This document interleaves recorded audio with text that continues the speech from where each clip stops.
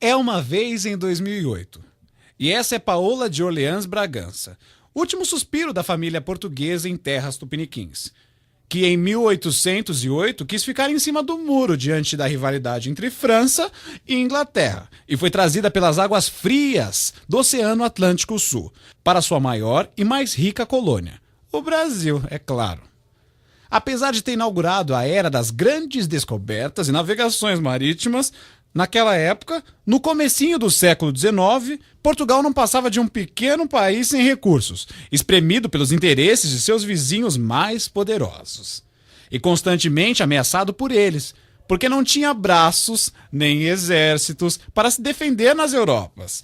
Muito menos para colonizar e proteger seus territórios além-mar, que pagavam as bolsas Gucci, da Madame Carlota, o gardenal da Rainha Louca, da Rainha Maria I, e os galetos assados do então bonachão príncipe regente, Dom João VI, que estava engordando horrores.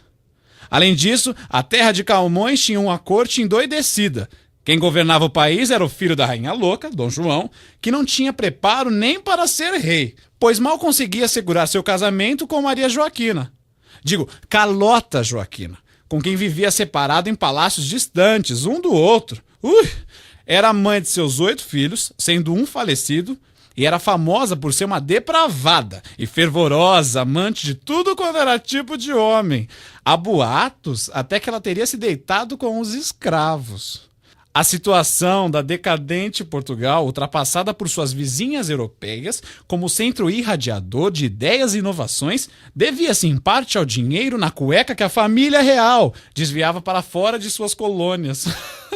Bobagem. E parte em glórias da aliada Inglaterra, a iluminada, pela chama do empreendimento e pela busca do desconhecido, que proporcionou aos dois países uma aliança histórica que previa benefícios mútuos. A parceria aconteceu em um momento de necessidade da potência Inglaterra, que pediu ajuda portuguesa para conquistar o rochedo de Gibraltar, na entrada do Mediterrâneo, lá na Espanha, e que anos mais tarde Napoleão Bonaparte tentara conquistar. Sem sucesso, é claro, né, bem? Além de outros pedacinhos do mundo que Portugal ajudara a proteger do imperador francês. Enraivecido, vai saber o que se passa em sua cabeça, Napoleão declarou em 1807 o bloqueio continental na Europa.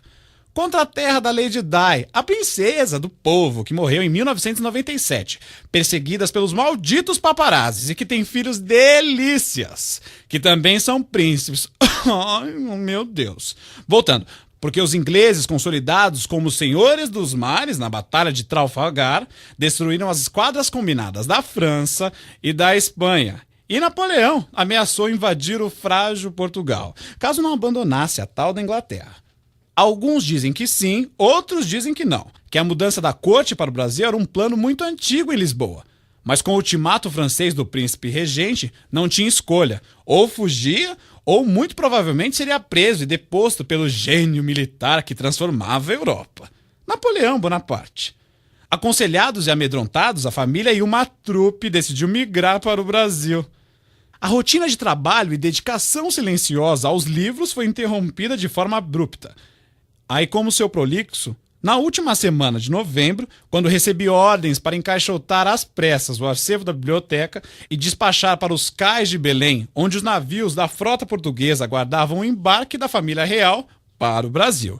Em meados de outubro, a decisão já havia sido tomada, de forma definitiva, e Dom João brincava de esconde-esconde, vê se pode, com a França e a tal da Inglaterra. Foi assim que o príncipe bonachão enganou o espertão Bonaparte e com a ajuda inglesa fugiu para o Brasil em 29 de novembro de 1807. Por aqui, o país estava dividido em províncias que mal se comunicavam. Eram semi-independentes uma das outras e mais ou menos autônomas. Depois de uma viagem bem desagradável, aportaram primeiramente em Salvador, onde foram recebidos por ninguém mais além do governador da província, por onde ficaram durante 35 dias, com uma semana de muita festa, preparada às pressas por pressão do príncipe. E em 7 de março chegaram ao Rio de Janeiro, local perfeito para uma recepção perfeita. A campanha da chegada da família real ao Brasil foi a brilhante ideia do arquivista da Biblioteca Real Portuguesa, Luís Joaquim dos Santos Marrocos. Na minha opinião, eu por mim considerado o primeiro relações públicas do mundo, ainda que Ivili tente dar a Elza no meu posto, pois bem, eu, Mano Marrocos, Luís Joaquim dos Santos Marrocos, conto tudinho. A seguir, neste material babado que deixei para virar hit do YouTube. Minha ideia foi apresentada e aprovada num jantar fino e elegante, chiquérrimo. Algo equivalente às coberturas que o Amaury Júnior faz todas as noites para a chata da Rede TV. Ainda em Portugal, antes mesmo da decisão de última hora de fugir para o Brasil, testemunhei. Meninos, eu vi as intrigas na corte, a mesquinhez da burocracia e a dura realidade da escravidão. Muito triste, não, gente? Meu relato é instantâneo e sem retoques, sem os filtros dos documentos e relatórios oficiais. Ai, eu sou quase um fofoqueiro. Critico as aventuras sexuais do Conde de Galvéia, o Dom João de Almeida e Melo e Castro, ministro dos Negócios da Marinha Portuguesa. Sem oferecer maiores detalhes, uma pulguinha me disse que o conde mantinha relações homossexuais com vagabundos do centro do Rio de Janeiro, onde era situada a zona portuária. Coragem! Como bom estrategista, visionário e RP, porque eu sou modesto, percebi que a mudança da corte de Portugal para o Brasil causaria grande impacto e mudanças na vida da colônia, acostumada a ser rudimentar e explorada. Percebi logo de cara a necessidade de uma campanha que mostrasse a família real como salvação do Brasil. Porque, né, gente? Vamos combinar. Só pau-brasil não faz uma canoa, e uma campanha dos reis para o Brasil visando convencer todos os brasileiros que a vinda da família real era realmente essencial para o desenvolvimento da nação, se fazia pontual. A partir daqui, relato o que foi planejado por mim e o que aconteceu de fato nesta mirabolante campanha, mais que aprovada por Dom João. Esse mesmo. Era um aquecimento sem precedentes, tanto para os portugueses, que se acharam na condição de órfãos de sua monarquia da noite para o dia, como para os brasileiros, habituados até então a serem tratados como uma simples colônia de Portugal. Como interagir e convencer a todos da importância do acontecimento para o futuro país do futebol. Afinal, vale lembrar que era 1808 e que nem sonhávamos que o Google poderia responder a todas as perguntas da humanidade. Sem internet, porque é difícil, comecei a pesquisar no acervo da Biblioteca Real as informações de que precisava da principal colônia de Portugal. Descobri que aqui o coração da colônia pulsava no triângulo formado por São Paulo, Minas Gerais, aquela do pão de queijo, e Rio de Janeiro, onde rola o samba, e que a população era quase toda analfabeta, pobre e carente de tudo, que de cada 3 brasileiros, 2 eram escravos, que o saneamento era a base das coaclas, que as ruas eram imundas, o povo era colorido, que não havia escolas, faculdades. E o mais chocante de tudo, que os índios viviam pelados. Depois de reunidas essas e outras tantas informações, a campanha foi criada em um cronograma de 3 meses, para que pudesse ser usada em qualquer data, planejada ou não, para boas-vindas durante a recepção da transferência da corte para sua patroa colônia, o Brasil. À tarde, em 7 de março de 1808, todos sabiam e esperavam ansiosamente a chegada da família real, porque o boca a boca rolou solto semanas antes. Quando desembarcaram, tiros de canhões foram disparados do Forte de Copacabana. Durante 21 minutos e uma missa foi celebrada para agradecer o sucesso da viagem. Rolou um tour básico da família real pelo Rio de Janeiro. Estava no pacote um passeio por Copacabana Palace, sem o show dos chatos dos Rolling Stones. Uma visita à favela da Rocinha com direito ao baile funk daquela, a gordinha, Tati Quebra Barraco. E a louca, né? Brincadeira, gente. O tour ficou mais no Pão de Açúcar e nas frutas tropicais mesmo, com fogos, músicas e declamações de poesias em homenagem aos reis. Depois andaram em direção ao Paço Real, e no caminho ocorreu o beijamão, ritual repetido todas as noites em que a família permaneceu no Brasil.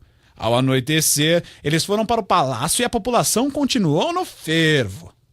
Uma das estratégias usadas no primeiro momento foi oferecer um jantar à elite, convidada pessoalmente pelo Conde das Barcas, para comunicar que os portos estavam abertos para o comércio com as nações amigas. Enfim, o Brasil estava aberto para todo mundo, demonstrando que a família real dava o primeiro passo para o crescimento da nação.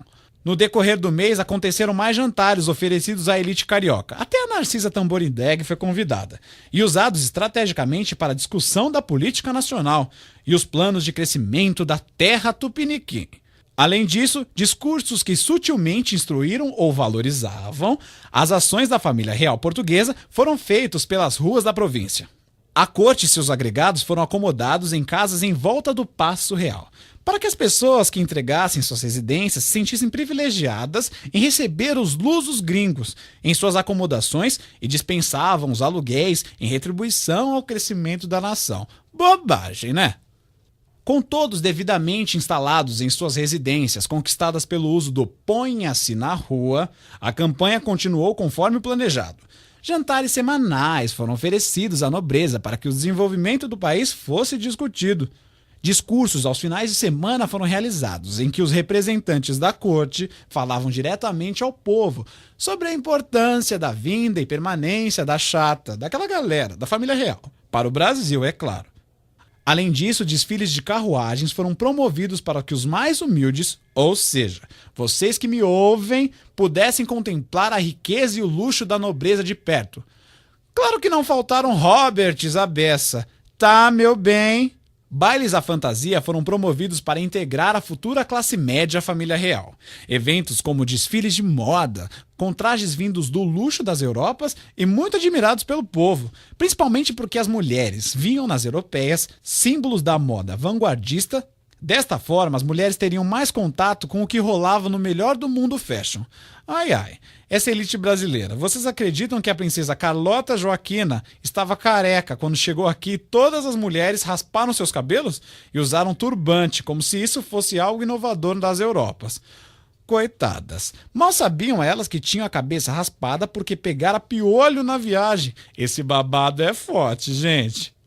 Nessa fase da campanha, grupos teatrais portugueses encenaram em Fazenda dos Mais Ricos, peças baseadas nas obras do poeta Bocage, recitais de poesias, saraus com músicas portuguesas, concertos com grandes óperas, vindas de turnês europeias e rituais de demonstração das características locais, como por exemplo, apresentações de capoeira dos escravos que foram organizadas. Artistas franceses ajudaram também a desenvolver as artes plásticas, com a execução das grandes pinturas, temáticas, patriotas e ufanistas, aquelas coisas de doido. Casa de espetáculos, fundação de teatros, escolas e institutos diversos foram criados para concretizar o projeto de desenvolvimento da nossa nação. Aquele jantar decidiu o futuro do Brasil e chegamos a 2008, comemorando 200 anos dessa chegada tão inusitada como pareceu. E que, na verdade, gente, foi planejada e alcançou enorme sucesso. Um arraso, um verdadeiro gol de placa. Na época, foi liberado o funcionamento de gráficas, dando origem ao primeiro jornal rodado no Brasil, a Gazeta do Rio de Janeiro, e teve início a criação da imprensa régia, que só trazia notícias favoráveis ao governo. Diversos jornais, revistas e periódicos surgiram depois.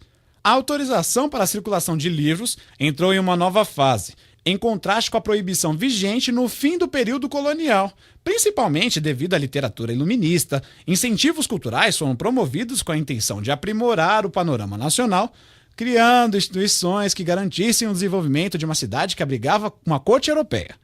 Neste contexto, foram criadas a Academia Real Militar, cujas funções incluíam o ensino da engenharia civil e mineração, a Academia das Belas Artes, também o Museu Nacional, o Jardim Botânico e o Real Teatro de São João. A Biblioteca Nacional teve seus alicerces ligados à vinda da família real, e tive a oportunidade de conhecer essa maravilha atual, a 8ª maior do mundo e maior da América Latina. Meu legado? Sem querer querendo, a campanha fez da colônia o Brasil que é hoje, país da liberdade, da democracia, né, galera? Onde seu povo pode escolher aqueles para representá-los de forma a colocar em prática os seus interesses. Brasil este da beleza natural, onde tudo que planta, colhe. Brasil das diversidades, que tem a maior parada gay do mundo. Coragem! Brasil das diversas culturas, da miscigenação do branco, do negro, do amarelo. Brasil do português, do italiano, do gatíssimo do espanhol, do alemão, do oriental, né? Brasil do mundo, Brasil do samba no pé, Brasil do carnaval colorido, do carnaval contagioso, do carnaval alegre, do carnaval feliz. Brasil do futebol, Brasil do penta, terra amada, terra querida, terra que acolhe, terra que conquista.